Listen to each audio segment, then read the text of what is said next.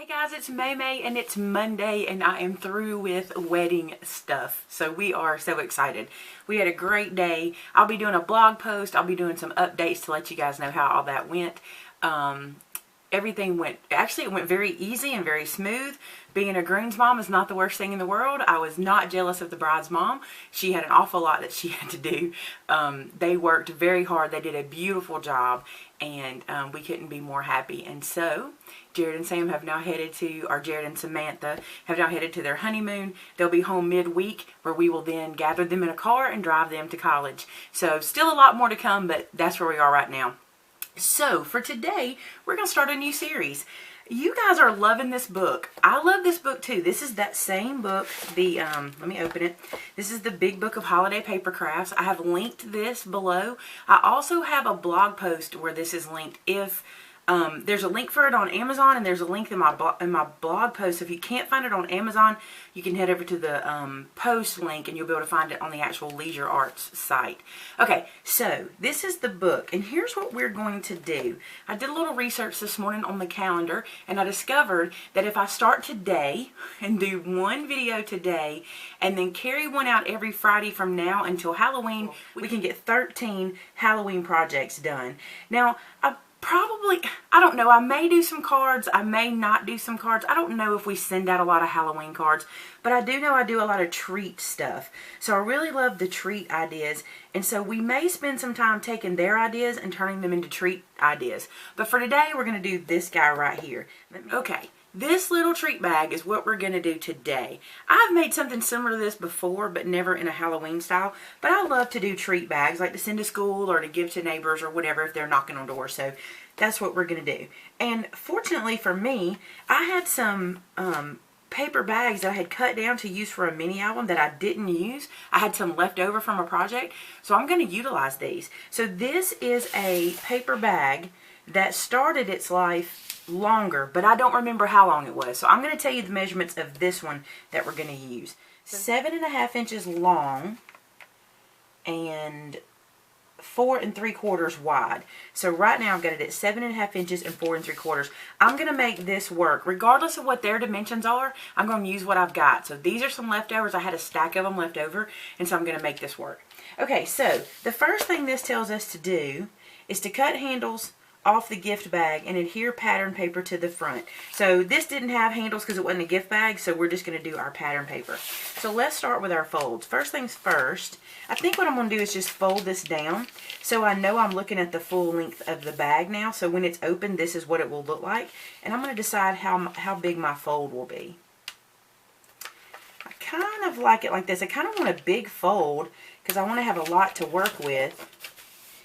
And this way, if I want to do some kind of little decorative edge here, I can if I want to use a punch or something. Let's go ahead and do that. I'm going to find a punch to punch the edge of this bag with. I'm going to use this scallop punch. It's a big punch, and it's probably going to take off a lot, but because my fold is so big, I think I'll have plenty of room to play. And what I'm going to do here is just kind of eyeball line it up so that it's kind of even on both sides and start my first punch. That wasn't too hard. I thought that would be harder, but it wasn't. So now I'm going to line this side up. And then this side.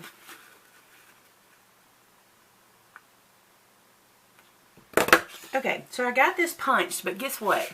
I don't like these pieces that are hanging off. So I'm going to use my scissors and just make that work. So I'm just going to take a pair of scissors, and coming from that edge, I'm just going to kind of match it up to that edge. So you just kind of take off that little piece, and it really leaves a cute little like indentation up there. Nobody's going to notice this, and that won't take long. Even if you're making a bunch of these, that wouldn't take but a second to do. So now we have a little scallopy edge. So now let's look for paper to go here and underneath. In the spirit of use what you got, this is some paper that I had left over from last year that I didn't use all of. I did go through here and use a good bit of it, but I'm going to keep using it. I love it. I don't see any reason to mix that up. This one is My Mind's Eye, and it's haunted. So let's look through and see what we want. The spiders are cute. Ooh, these polka dots are cute. Let's see if that'll fit. It may not fit here where I want. Wait. Nope, but I think I can use a strip of it. So let's see what else we've got. Oh, I like this orange. That would give us some color. Let's just flip through. There's a chevron. Look at that orange and those words. Oh, and I like this orange. Hold on a second. Let me see something. Don't I just like all of it. Let's see if I can make this work. Not quite enough of that one, but I still like it. I think I'm going to use some of that.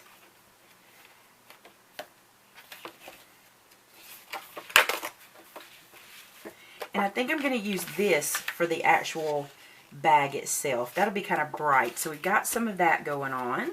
And now I need to do some measuring. Move this paper out of the way. Now I'm going to measure underneath the flap we folded. So I'm not worried about the flap. I'm going to get that out of the way. And I'm going to measure from underneath that flap to the bottom. And I get 5 inches. But I want to have a little trim border. So I'm going to go back to 4 3/4 tall. And then on the sides, it will be 4 1/2. So I need a piece 4 3/4 by 4 1/2. Let me cut that. Alright, note to self, if you're using paper that has wording on it or needs to be in a certain direction, be sure you keep that in mind. This paper needs to be 4 1/2 wide by 4 3/4 long.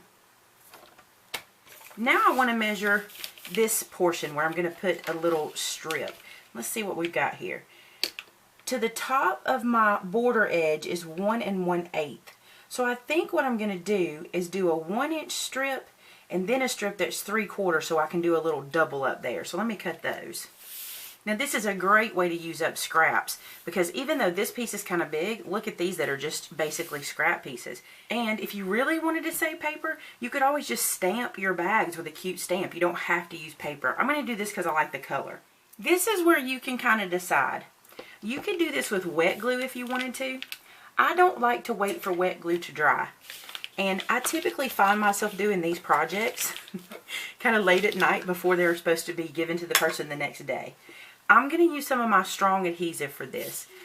You could probably use ATG, but because of the bend of this bag and the thickness of this paper, I think I need something that's going to hold it down. And I'm not going to use that much, so I don't feel like I'm wasting it. I mean, we get this for projects, right? Let's find the end of it. And this is the sticky tape that I use, and I'll put a link below to it. I just think this will be a little sturdier. So I have a piece at the top and bottom, and I'm going to run one through the middle. I just feel safer with this one. Okay, and I'm going to line this up using the bottom.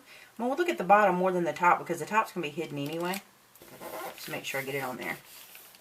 And that just sticks really good, and I'm not going to have to worry about that coming off. Okay, so now let's talk about the strip at the top. I'm going to burnish this down a good bit. Depending on how fancy you want to get here, you could do all kinds of stuff. You could do like a little, maybe like a buckle or something to wrap around or something like that. But this is where you want to decide how many layers you want.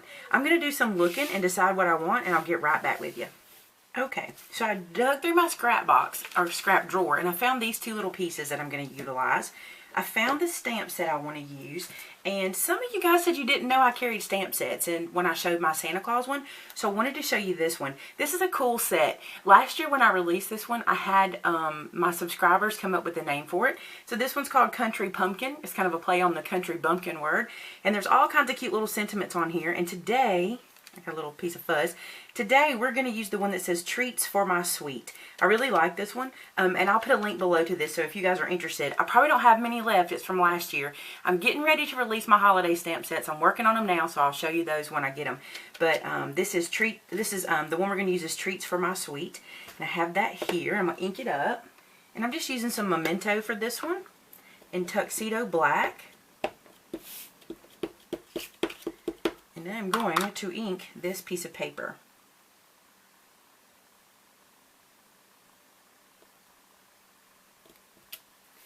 Now I inked it in that position because I'm going to punch it.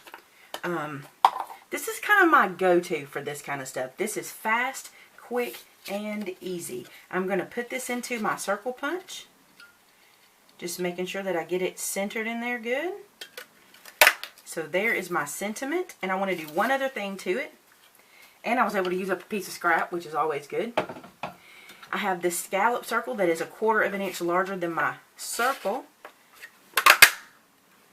So now I have this little black one, little black scallop circle, and I'll put this on top of it. That's kind of my go-to all the time. I use this all the time.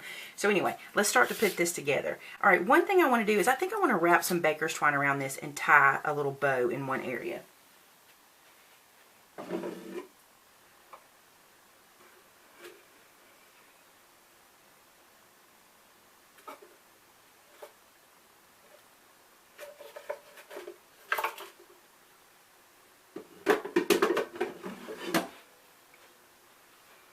Okay, so what I'm going to do here is take this and put just a little bit of adhesive on the back of it.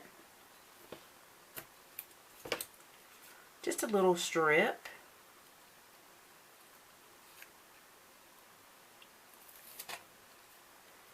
And I'm going to place this on top of this strip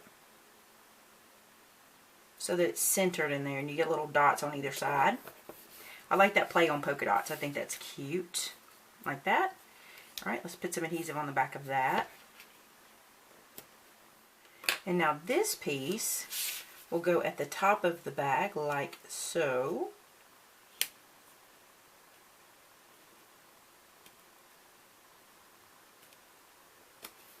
Okay, so it has a little border edge all the way around it as well. And now, let's put these two together.